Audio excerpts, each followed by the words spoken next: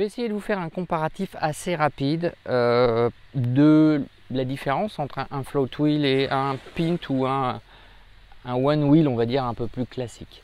Alors déjà, avant toute chose, hein, je peux difficilement faire une comparaison vraiment avancée puisque je n'ai pas de pint. Je n'ai que essayé un XR. Rapidement, au niveau dimension, c'est la dimension d'une pint. Donc elle est plus petite que le XR, bien sûr. Et sur des rides un peu longs, c'est vrai que la largeur des pieds par rapport au XR, ça se ressent vraiment beaucoup. Par rapport aux essais que j'ai faits, on est plus confort sur un bon ride d'une dizaine de kilomètres sur un XR que ce soit les bumpers, que ce soit les rails, les protections de rails, ou alors le fender ou le delete, la partie centrale qui empêche le trop gros écart avec la roue. Au niveau du poids du float wheel, alors le float wheel fait au moins 1 kg, voire 1,5 kg de plus que la pint, hein, par rapport du moins aux indications constructeurs de la pint. Ce que, bon, je mettrai un petit bémol parce que des fois les poids au 5 pour la pint, c'est ce qui est annoncé. Bon, voilà. Ça se ressent surtout quand on a besoin de la transporter. C'est pas gênant quand on ride en soi. Ensuite, parlons de l'autonomie. Alors l'autonomie de la pint est annoncée et certains font jusqu'à 13 voire 15 km. Alors bien sûr, ça dépend de beaucoup de choses. Comment que le pneu est gonflé, le type de ride, si la vitesse aussi de pointe. Ça dépend aussi bien sûr du poids du conducteur, hein, enfin, du passager. Enfin, ça dépend aussi du poids du rider.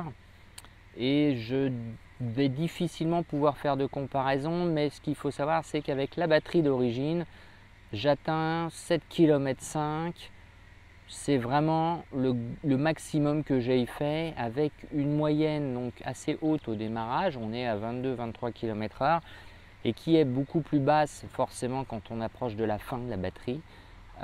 Puisque pour éviter les risques de nosedive ou voilà, pour éviter les pushbacks, et ben, du coup on est plutôt à avoir des moyennes de 18-19 km/h grand max sur la fin de la batterie. Ce qu'il faut savoir aussi, c'est que la batterie coupe, le BMS coupe la batterie et vous ne pouvez pas la rallumer sans la recharger. Donc 7,5 km, c'est le moment où je ne peux plus utiliser le float wheel. Donc on a un peu moins d'autonomie que la pint.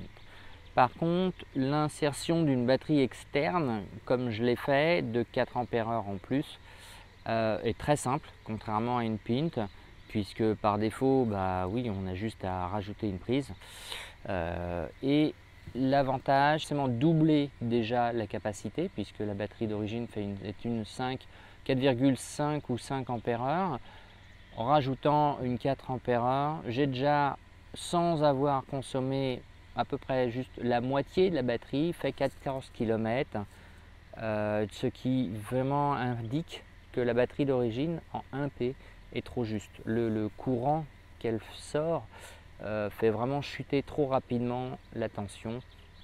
Les cellules sont trop justes en puissance à fournir, alors qu'avec une batterie secondaire, on abaisse ce courant et ça permet de soulager la batterie, ce qui permet d'augmenter du coup l'usage et le range indirectement.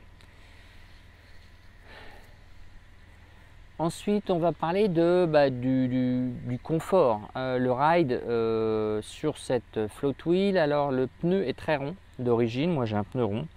Il y a des pneus plats, mais là le pneu est très rond, ce qui fait que quand on le gonfle à 1,5 bar, c'est extrêmement joueur. Latéralement, on a la possibilité de tourner sur place, de vraiment faire du carve très, très prononcé. Par contre, ça nous empêche d'aller vite, c'est-à-dire que c'est du carve à 10-12 km/h. Aller au-delà, dès qu'il y a une petite bosse, on a un risque quand même de se vautrer, puisqu'il y a vraiment une instabilité latérale, hein, et donc il faut éviter de jouer avec ça. Quand on veut pouvoir pousser plus loin, moi je pousse avec ma batterie externe 23-25 km/h. Là je dégonfle à 0,7 bar, voire même un petit peu moins, 0,6. c'est pas mal. Bon, le pneu, lui, il aime un peu moins, mais c'est bien. À savoir que le pneu que j'ai a un défaut de construction qui est assez fréquent apparemment sur les pneus des Float Wheels. Et donc du coup, on se retrouve vite bloqué à ne pas pouvoir exploiter correctement la machine avec l'effet que ça provoque, qui est un léger wobble. Voilà, en conclusion, j'adore cette roue, je roule tout le temps avec, au point que j'en ai oublié mon skate et ma gyroroue.